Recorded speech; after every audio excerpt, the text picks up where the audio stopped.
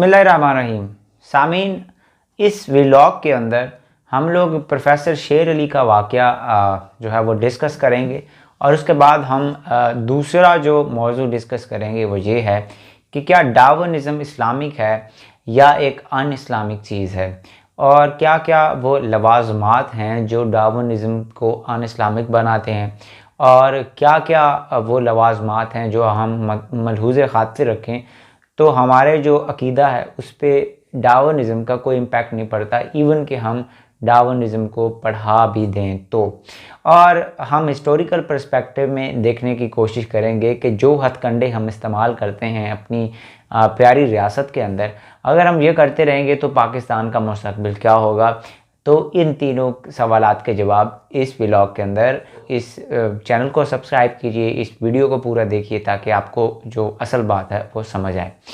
तो जनाब मोहतरम, सबसे अवलीन चीज़ तो ये है कि प्रोफेसर शेर अली का वाक़या मैं आपको बताता हूँ। हाल ही में हुआ ये है कि पेशावर के पोस्ट ग्रेजुएट कॉलेज में HEC की तरफ से जो आई हुई फ़ाइल थी या सिलेबस था, उस सिलेबस में डार्विनिज़्म लिखा हुआ था कि आपने बच्चों को डार्विनिज़्म पढ़ाना है, डार्विन की थ्योरी पढ़ानी है एवोल्यूशन की, जो कि चार्ल्स डार्विन ने दी थी और उसने प्रूव करने की कोशिश की थी कि ह्यूमन बींग्स जो हैं वो बेसिकली पानी से फिर जो है वो लोली क्रिएचर बने, और इसके बाद हम देखते हैं कि रेप्टाइल्स बने, और रेप्टाइल्स के बाद एम्फीबियंस, और एम्फीबियंस के पास प्लांट्स, और इस तरह से ह्यूमन बींग्स इस तरह से जो है वो वजूद में आए, यानी एवोल्यूशन का एक लॉन्ग प्रोसेस से वजूद में आए। तो उस बेचारे ने ये टॉपिक पढ़ाया, HEC की रिक्वायरमेंट पूरी की, तो ये बात जनाब पता चली वहाँ के मजहबी हजरात को, जो कि वहाँ के उलमा थे या मज़हब से तल्लुक़ रखने वाले थे।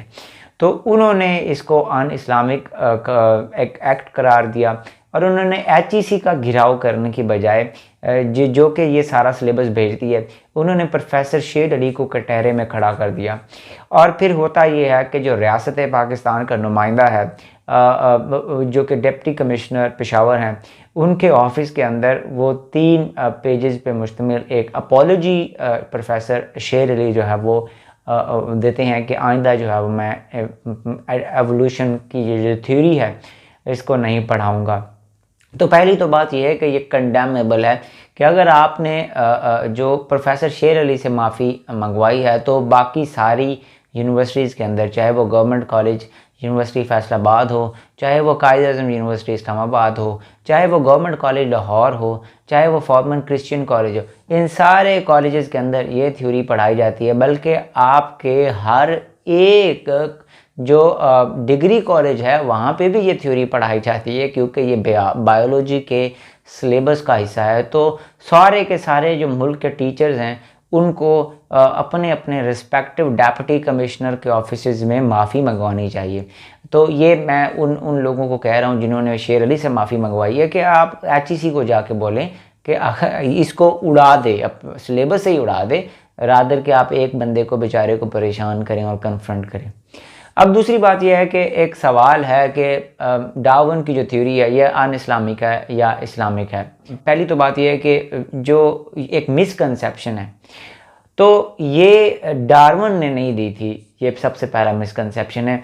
डार्विन से 600 साल पहले जो तोसी थे, उन्होंने अखलाक तोसी में, तोसी एक मुसलमान फ़िलोसोफ़र, फिजियोलॉजिस्ट और सोशियोलॉजिस्ट थे, और ये एक ऐसे मुसलमान एक थियोलॉजियन थे, या आप इसको कह सकते हैं कि साइंटिस्ट थे, जिनकी तारीफ़ इब्न खल्दून ने की थी। और हम जानते हैं कि इब्न खल्दून कौन है। इब्न खल्दून वो आदमी है जिनको पूरी दुनिया जानती है, उनका असाबिया का कंसेप्ट जो है वो पूरी दुनिया में मशहूर है, और बेहतरीन सोशियोलॉजिस्ट और हिस्टोरियन माने जाते हैं पूरी दुनिया के अंदर।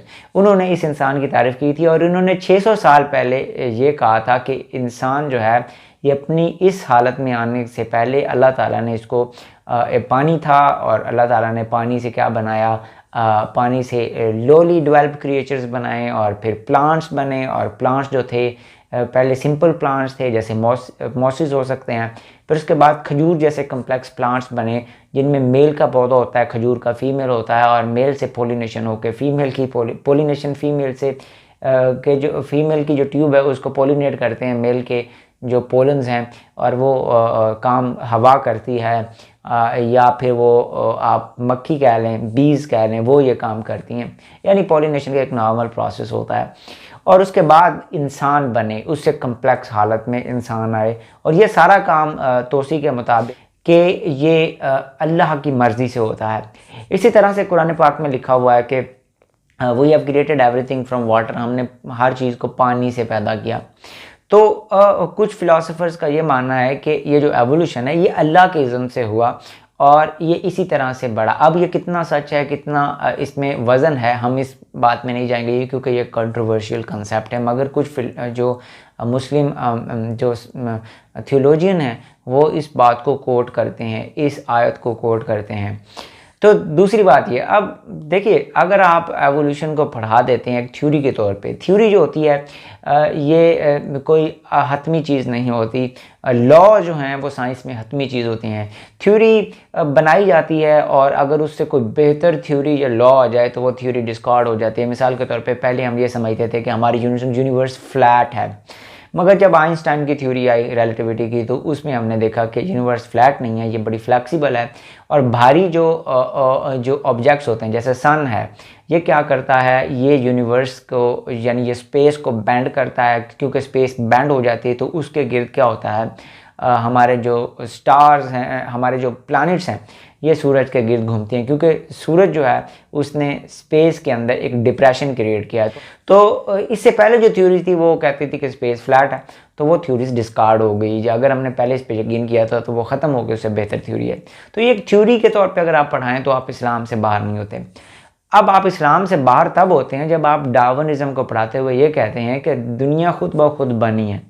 तो फिर आप दी डेल्यूजन ऑफ गॉड, जो क्रिस डॉकिन की किताब है कि दुनिया खुद ब खुद बनी है, और अगर दुनिया जो है वो अपनी किताब में लिखता है, क्रिस डॉकिन ये एक एथिस्ट है, कि अगर दुनिया खुद ब खुद बनी है तो हु क्रिएटेड द गॉड, तो उसको ये नहीं पता क्रिस डॉकिन को कि खुदा जो है, अल्लाह ताला जो है वो टाइम और स्पेस से मुबर्रा हैं, वो उससे बाहर हैं। तो सामीन, अगर आप थ्योरी के तौर पे देखते हैं तो आप इस्लाम के दायरे से बाहर नहीं होते। अगर आप ये समझते हैं कि जो जो जो जो डार्विन की थ्योरी ये सच है और इंसान खुद ब खुद क्रिएट हुआ, तो आप अल्लाह ताला की वाहदानियत का इनकार करने की तरफ चले जाते हैं और आप जो है वो गैर मुस्लिम हो जाते हैं। अगर कोई इंसान ये कहता है कि सिर्फ डार्विन की थ्योरी पढ़ाने से जो है वो कोई बंदा नॉन मुस्लिम हो जाता है या कोई दायरा इस्लाम से बाहर हो जाता है, तो ये बिल्कुल गलत है। ऐसा नहीं है। ये कंसेप्शन ठीक नहीं है। अगर आपके अकीदे पे फ़र्क पड़ता है डार्विन की थ्योरी पढ़ाने से, तो फिर ये मसले मसाइल हैं। अब आखिरी सवाल की तरफ हम आते हैं। देखिए, किसी भी रियासत की जो तरक्की होती है, हम माजी की सिविलाइजेशन को अगर हम उसका जायज़ा लें, उसको डिसाइफर करें, तो वो उसके वहाँ पे मौजूद फ्रीडम ऑफ थॉट पे होता है। जब आपके मुल्क के अंदर फ्रीडम ऑफ थॉट होती है तो वहाँ पे नए नए आइडियाज़ जनरेट होते हैं, तो साइंस पनपती है। साइंस के पनपने से आपका डिफेंस मजबूत होता है, आपकी इकनॉमी मजबूत होती है और आप पूरी दुनिया के ऊपर छा जाते हैं और आप पूरी दुनिया के ऊपर रूल करते हैं। हम मुस्लिम सिविलाइजेशन का अगर हवाला दें तो मुस्लिम सिविलाइजेशन, हमारी जो सिविलाइजेशन है, वो पास्ट में इसी वजह से मशहूर हुई थी कि हमने बड़ी बड़ी डिबेट्स करवाई थी। बगदाद एक सेंटर था लर्निंग का और वहाँ पे आइडियाज़ डिस्कस किए जाते थे। वहाँ पे मुतसल्ली भी आते थे, अशराती भी आते थे। वो सारे अपने आइडियाज़ को डिस्कस करते थे और उन आइडियाज़ से जो बेहतर आइडियाज़ थे, यानी कंट्राडिक्शन से बेहतर आइडियाज़, सिंथेसिस क्रिएट होते थे और वो हमारे माशरे को आगे लेके जाते थे। इन्हीं चीज़ों का इस्तेमाल करके हमने फ्रीडम ऑफ थॉट दे के हमने जो फिजियोलॉजी हो, चाहे मेडिसिन हो, चाहे इंडस्ट्री हो, चाहे केमिस्ट्री और फिज़िक्स, हमने बहुत बड़े कारनामे किए, बहुत अच्छी अच्छी किताबें पैदा की और यूरोप में वो किताबें आज 20वीं सदी तक जो है वो पढ़ी जाती थी।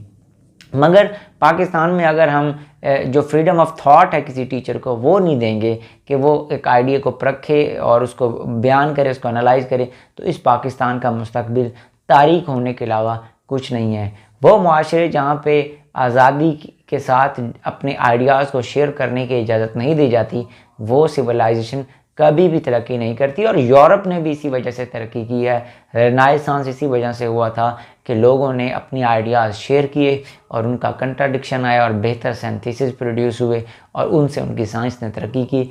बेशक मॉरली यूरोप पीछे रह गया, मॉरली यूरोप करप्ट हो गया और वो रिलीजन से और रिलीजन के जो कैनन्स हैं उनसे बहुत दूर चला गया, मगर उन्होंने मुआशी तौर पे और अपने पॉलिटिकल सिस्टम में काफ़ी हद तक बेहतरी ला के माशरे के अंदर काफ़ी हद तक इकनॉमिकली डिलीवर किया है। अपनी दुआ में याद रखिएगा। अल्लाह हाफिज़।